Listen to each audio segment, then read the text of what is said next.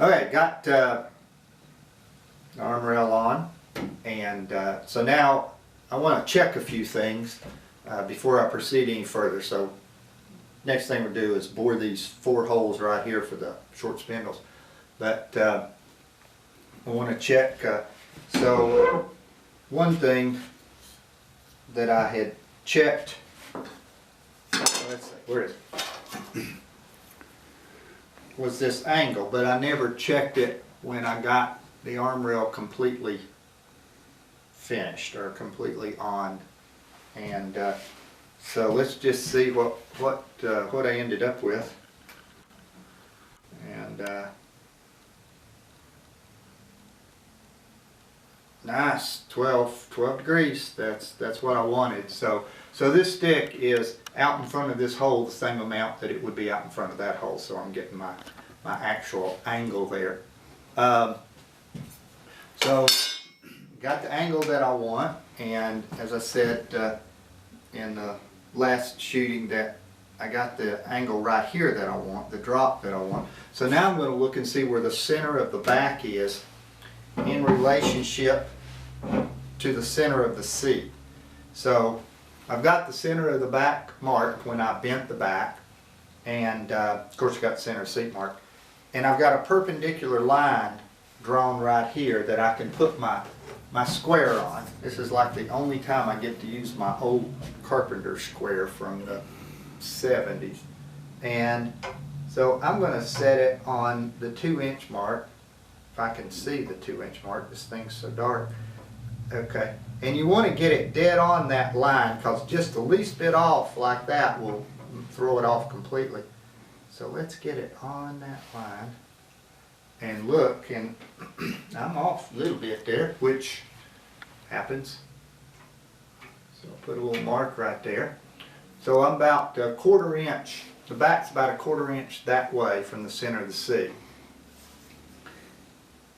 And I always check it from this side just in case this line's not straight or the seat's warped, something like that. And put a little mark, and that's right on it, okay? So I'm just going to file that back in my head that that back is a 1/4 inch that way, so it needs to go, the back needs to go to my right, the chair's right. And now there's a couple of ways that I can do that. One is when I drill these holes right here and I'm sighting down, especially the second hole back, and I'm sighting down, I can sight it off. In other words, instead of sighting right at that hole, I can sight to that side of the hole, and over here it would be just the opposite. I would sight to that side of the hole, and then that would pull the back a tad bit. So you can do that. And then the other thing that I do, and the one that I do most commonly, is when I look at my short spindles that are going to go here, and these are of course whittled. I don't turn these short ones. Some of them are crooked, and sometimes I'll have crooked spindles, and you might be able to see how crooked that one is. Sometimes when I get real crooked spindles and I don't need it, I'll toss them to the side, and then I'll pull them out when I really need to move it back. And so I label the 2 most crooked, so that's those. And then when I number my spindles, I start over here on the right side and number 1 through 13. So number 2 and number 12 are the ones that are the crookedest spindles, and then 1 and 13 are the straightest ones. So these are already numbered like that. And so now looks like I'm ready to bore these holes. The only thing that I need is something to keep this back from dropping down. So I just cut a little dummy to match, and I cut it like just a 30-second too long, and then that way the back puts a little bit of pressure on the stick and stays in place. So okay, I think I'm ready. Now I'm going to show you 2 different drill bits to use. So I'm going to use a bit brace with a spoon bit on one side, and then on the other side I'm going to switch to a cordless drill and a bit. So, okay, see you in a minute. I forgot one thing, okay? So, let's turn it like this. Let's put this thing, let's pull that out because that actually raises it up just a tad bit. I want to know how long these spindles are going to be, because number 1 and 13 float in here. You know, they're snug, but they float. But number 2 and 12 have shoulders on them, so the back can't drop down right here. And so let's just see where that shoulder is going to be. See what this one is.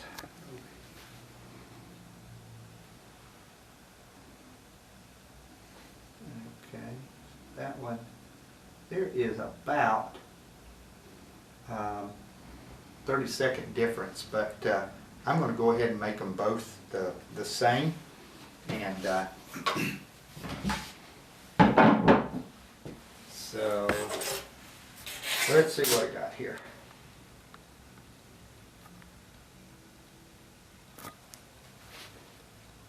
So 8 and 9/16. So I'm just going to write it right here. 8 and 9/16. And of course plus the tenon, which would be 1 inch. So 9 and 9/16 to the shoulder.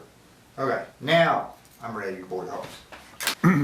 So I'm going to drill the 2 on this side with a spoon bit. These are 5/16 holes. If you look at the plans, you'll see I got 5/16 on it. I find it's easier for me to sight the longer the drill bit, and so I took this old extension and just cut it down, because this thing was about that long and I didn't need one that long. So I cut it down, ruined its historical integrity, and put the bit in it. So now I can bore this hole. So let's see. So using a spoon bit, you got to start perpendicular to the surface, and then you pull back. If you don't, it'll walk with you.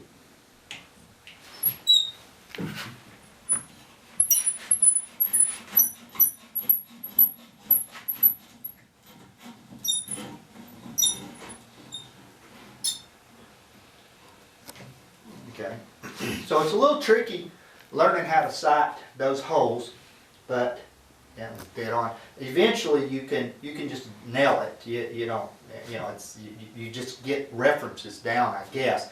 But if you need some help,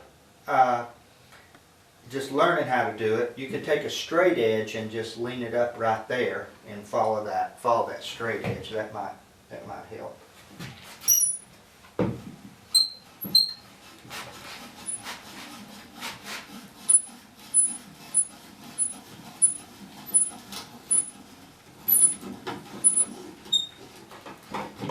Yep. Okay, so I'm going to flip it around and bore with another bit. So when I use the cordless drill, like a lot of times with classes I use a cordless drill because it's what they're used to, it's what they have at home, and so I want them to use here what they have at home, unless they have a bit brace and spoon bits, and then they can use that. But so I use brad points, and brad points, you can grind your own brad points, or you can buy brad points that are pretty good. And that's what I used to use. And then one day Andy, Jack, and I were in here playing around, and there was a bit that somebody had left, and I didn't even recognize it because I don't have one of these things, but it's a Craig jig bit, so a pocket hole bit or something like that. So it's got a lead right here that's a drill bit, and then the bit follows it. And we thought it would be, just blow out and enter bad and all that. Lo and behold, it's fabulous. And one great thing about it is I can start and just spin on it and just move to wherever I want. So I'll show you how this thing works. Its exit hole is pretty nice. So there it's just spinning, and I just move and get it in position.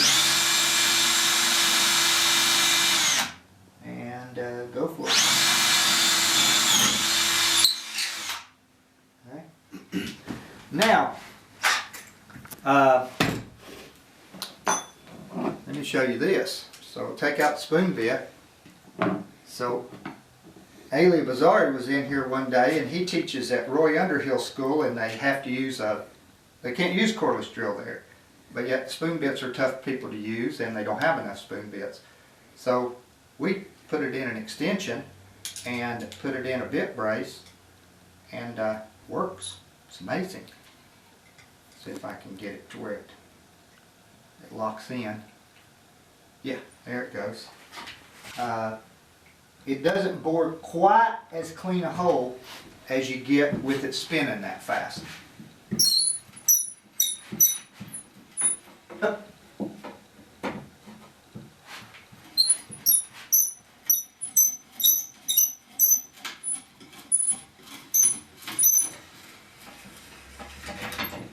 But it's pretty sweet and fast. So take your pick. Okay, I'll put it back up on the bench, and we'll get a dry assembly with these 4 new spindles in it. Okay, so here I am ready to do a dry run with these 4, and so I've got the spindles sized, and if you want to see how I do that, I've got videos on that are in, like, I call the general information chair making videos, so I'm not going to take the time to show you how I size all this stuff. But these are 1/2 inch, and they go 1 inch deep, so I've got a mark there. I'm going to take them down to. Top ones are 5/16, and number 2 and 12 are shouldered. Okay, and that, I guess that's about it. Let's put them in, and I use this sheet metal vice grips to save on my elbow. And so I'll look, see if there's any crook in it. Now right now I'll turn all the crooks bowing in. The only reason is so I know where they are. It doesn't matter at all, but just that I know where they are.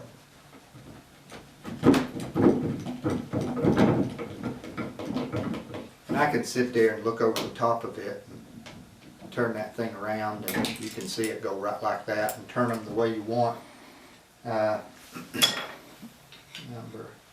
Number 2's awful crooked. I don't have to turn it to figure out where it is. I know that that's it right there.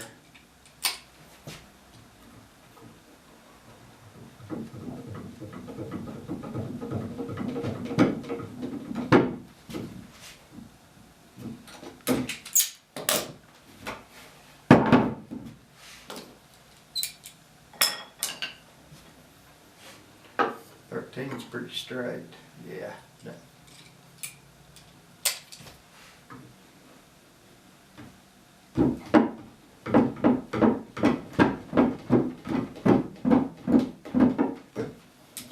a little bit tight there. Should have taken one more shave off of that.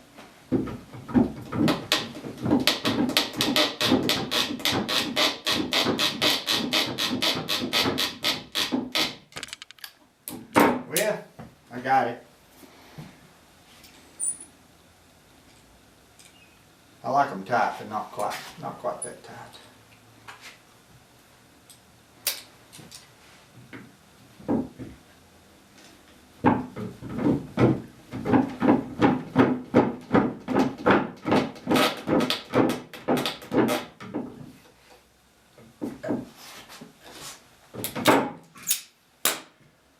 Okay, let's put the back on.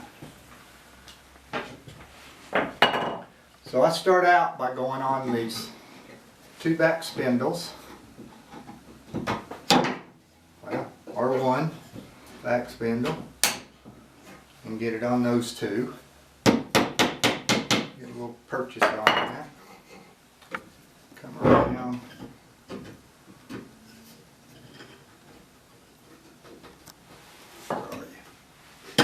I usually do this sitting in the chair, but I thought you could see it better. I stood up here.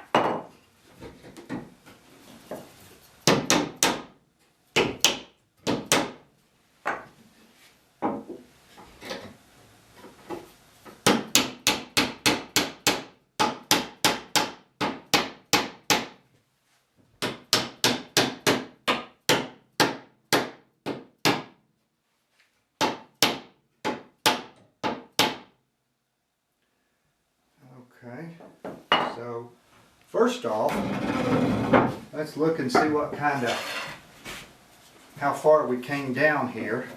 Because I know that that was about a 30-second. It's dead on it right there. I just barely pick it up and it'll rest right on it. So let's see if we got them even. That one's sitting dead on it. And that one's like, I could push it down and make it work. It's that close, so that's close enough for a chair. Okay, so now what we're going to be looking at, we know everything else is right. We're at the same height, so our angle remained consistent.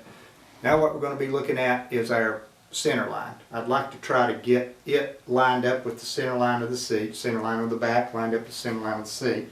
It doesn't have to be, but it's nice. So let's see if this changed it any.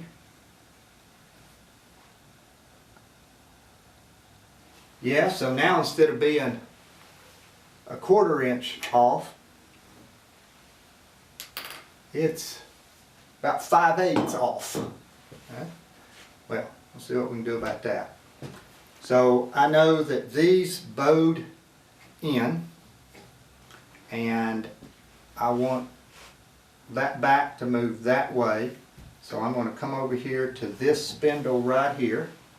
I'll put a little tick mark on it right there so I'll know when I'm 180 degrees, because I know I got to go 180. Sometimes I'll check it every once in a while halfway through the twist to see if it's done anything, but this one's going to take it off. Come on. Wheel. That's all for tight tendons there. Maybe I'll loosen up on it right there. Just a tad bit. Maybe that'll help.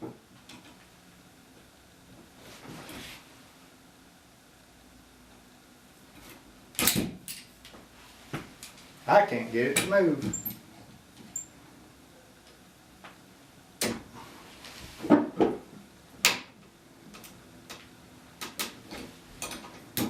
Getting it to move now.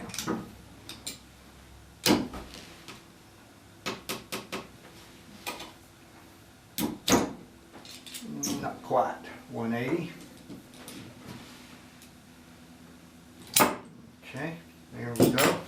Let's take this back down. Let's look at that. See where we are. Okay. Now, that was a lot to pull out of it. I don't know if I can get that much out of it.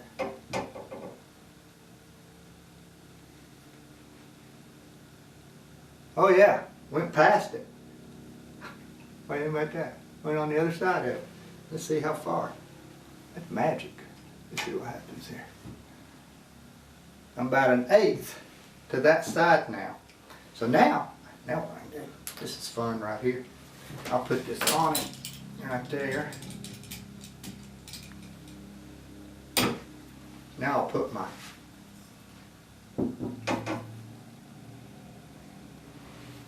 square up there. And while I'm holding it, I'm just going to move this. Is that it?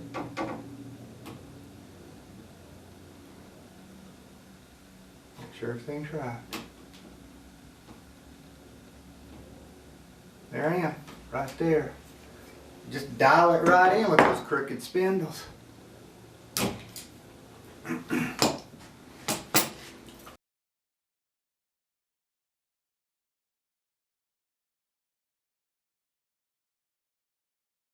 So now I got these spindles exactly where I want it. They've got their numbers on them. So they've got the hole they go into, and now they've got their position in that hole. Right there. And I can mark how far down they've come, although they're going to come down to that shoulder there. So, and this one actually came up just a tad when I turned it.